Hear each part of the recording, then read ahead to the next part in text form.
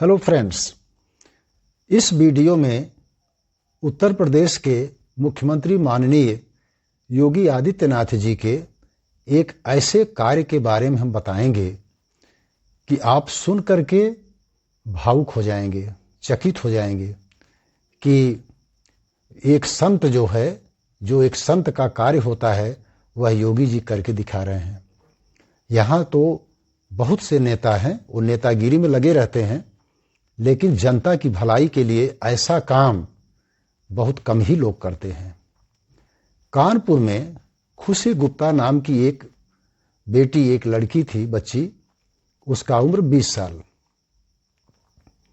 वह बचपन से ही मूक और बधिर थी, माने न सुन पाती थी कुछ और न बोल पाती थी ठीक से। उसके मन में था कि हम मुख्यमंत्री जी से यानी योगी आदित्यनाथ जी से मिलेंगे, माने उसके मिलने का एक स्वप्न था कि हम मुख्यमंत्री जी से मिलेंगे।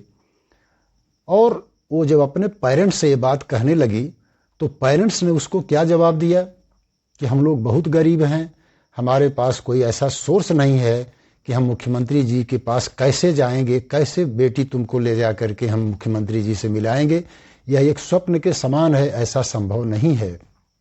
उनके पास आवास भी नहीं था, वो बहुत गरीब परिवार था। वो एक दिन वह बेटी करती क्या है कि अपने हाथ से माननीय योगी जी का एक स्केच बनाती है, एक फोटो बनाती है, और वो फोटो तैयार करके वो घर से निकल जाती है, ट्रेन पकड़ती है और अकेले ही वो वहां से हजरतगंज लखनऊ आ जाती है। लखनऊ हजरतगंज पहुंचने के बाद जब वो ट्रेन से उतरती है, उसको कुछ समझ में नहीं आता है, वो हैरान हो जाती है और वो घबरा जाती है और रोने लगती है। वो लगातार रोते जा रही थी। उसी दरमियान एक पुलिस इंस्पेक्टर विक्रम सिंह साहब वहां पहुंच गए, उस अपने क्षेत्र की गश्ती में, गश्त के ड्यूटी में गए कि सुरक्षा व्यवस्था को देखने के लिए वो गश्त में थे। उन्होंने बच्ची को रोते हुए देखा, उसके पास गए, और ऐसे पुलिस इंस्पेक्टर बहुत कम होते हैं। ये विक्रम सिंह साहब की ये बहुत बड़ी चीज है कि भगवान के समान है उस बच्ची के लिए कि जा करके उससे पूछे, उसके कारण जानना चाहे कि क्यों रो रही है। वो जब देखे कि न बोल पा रही है न कुछ वो सुन पा रही है, तो फिर भी कुछ संकेतों में उस बच्ची ने विक्रम सिंह साहब से बताया अपने बारे में, और उसको कुछ समझ में नहीं आ रहा था। वो कागज पर लिख करके कुछ रखी हुई थी, वो कागज पर लिखा हुआ विक्रम सिंह साहब को दे देती है, जो पुलिस इंस्पेक्टर थे।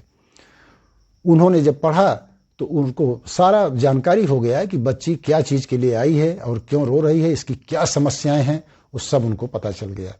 अब वो अपने लेवल से वो बेचारे उस चीज को मुख्यमंत्री ऑफिस तक पहुंचाए, और वहीं से चमत्कार शुरू होता है। मुख्यमंत्री ऑफिस से फोन आता है कि बच्ची को लेकर आइए और माननीय मुख्यमंत्री जी मिलना चाहते हैं। कितनी बड़ी बात है, यानी एक भगवान से दर्शन के बराबर है उस बच्ची के लिए। और ऐसा आजकल के राजनेता कहाँ करते हैं। इसके बाद फिर वो उसका ऑपरेशन, मुख्यमंत्री जी उसके ऑपरेशन की जिम्मेदारी लेते हैं, पूरी दवा सरकार के तरफ से देने की जिम्मेदारी ले लेते हैं, और कानपुर में 26 जनवरी 2026 को उसका वहां पर ऑपरेशन होता है। और वो ऑपरेशन जो है कान का एक ऐसा खास तरह का ऑपरेशन होता है, और उसको जो है कॉक्टियल इम्प्लांट ऑपरेशन है, CI ऑपरेशन, और वो उन्हीं व्यक्तियों का, उन्हीं बच्चों का होता है जो बहुत कम सुन पाते हैं, और हियरिंग मशीन जिनको काम नहीं करती है, हियरिंग मशीन लगाने पर भी जिनको नहीं सुनाई देता, उन्हीं के लिए CI सर्जरी होती है। और वो जो है उसी से उनका ऑपरेशन उस बच्ची का हुआ, सक्सेसफुल ऑपरेशन हुआ, और दवा चल रही है। और इसके बाद जो है स्पीच थेरेपी के प्रोसेस में भी माननीय योगी जी ने उसको दे दिया है कि भाई इसको ठीक कराइए, आवास की सुविधा दी। इनके पेरेंट्स जब घुसते हैं ऑफिस में, इतना बढ़िया से वो मुख्यमंत्री जी उस बात करते हैं से कोई अपने भाई से, अपने बहन से, अब परिवार के किसी सदस्य जैसे लोग बात करते हैं, उसी तरह वो बैठ करके, वो संत हैं, बात करते हैं। आजकल कोई भी व्यक्ति को, कोई राजनेता को इस तरह से करते आप नहीं देखे होंगे। देखेंगे आप भावुक हो जाएंगे, और भगवान से आप दुआ करेंगे कि भगवान मुख्यमंत्री जी की और आयु बढ़ाएं और हमेशा पीढ़ी दर पीढ़ी यही मुख्यमंत्री रहें। आप पहले इस वीडियो को देखिए।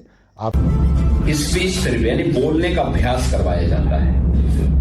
बोलने का अभ्यास करवा करके धीरे धीरे करके वो अपनी रफ्तार पकड़ लेता है, तो सामान्य जीवन जी सकता है। फिर उसमें बोलने में सुनने में कोई दिक्कत नहीं होती। हम तो सर कार्ड की नौकरी करते हैं कानपुर में सर। किस में काहे की नौकरी करते हैं? कार्ड की मास्टर की जो मेट्रो बनी है ना सर, अभी चुन्नीगंज से लेके सर मालूर तक का सर। हाँ, ये लड़का कौन क्लास में पढ़ता है? 7 में है सर। 10 में सर। क्या उम्र है इसकी?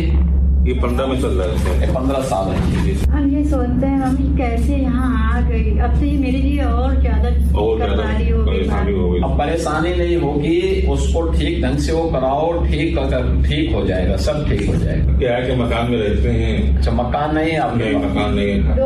रहने वाले मूल रूप से कहाँ के? वही कानीपुर के रहने वाले। एक आवाज दिलाओ भाई। अभी हम आवाज दिलवाते हैं आपको।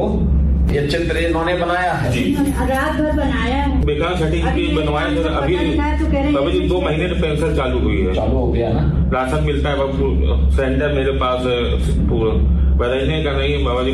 यही एक थोड़ा दिक्कत हो बच्ची के लिए, बस मशीन की व्यवस्था है सर, हो जाए थोड़ी। हाँ, मशीन वगैरह दिलवा देते हैं, लेकिन ऑपरेशन अगर हो जाए तो फिर उसका आओ इधर आओ। ये पहले तुम्हारे लिए टैबलेट है, ठीक है? बेटा तुम इधर आओ। कपड़ा है तुम्हारे लिए, ठीक है? इनकी माता जी के लिए है, ये लीजिए। और इनके लिए कुछ आया? इनके लिए क्या है? इनको एक आवास की व्यवस्था करवाने के लिए बोलो, दिव्यांग जन कल्याण विभाग से बोलो कि उसका जो है वो शुरू करो। तो इस वीडियो में आपने देखा कि इंस्पेक्टर साहब ने अपना फर्ज निभाया और मिलते ही बच्ची को सुरक्षा और खाने पीने की व्यवस्था की, और इस चीज़ को, इस सूचना को उन्होंने मुख्यमंत्री कार्यालय तक भेजा। और इस तरह से मुख्यमंत्री जी किस तरह से उसके पेरेंट्स से मिल रहे हैं, और सारा खर्च CI सर्जरी का। CI सर्जरी मैं आपको बताया कॉक्लियर इम्प्लांट सर्जरी है, और एक कान के लिए और बोलने के लिए स्पीच थेरेपी की व्यवस्था की। जितना खर्च आएगा सब सरकार उठाएगी, सरकार दे रही है। उनके लिए आवास की व्यवस्था भी सरकार कर दी है। इस वीडियो में आपने सब कुछ तो देख ही लिया है। Thank you.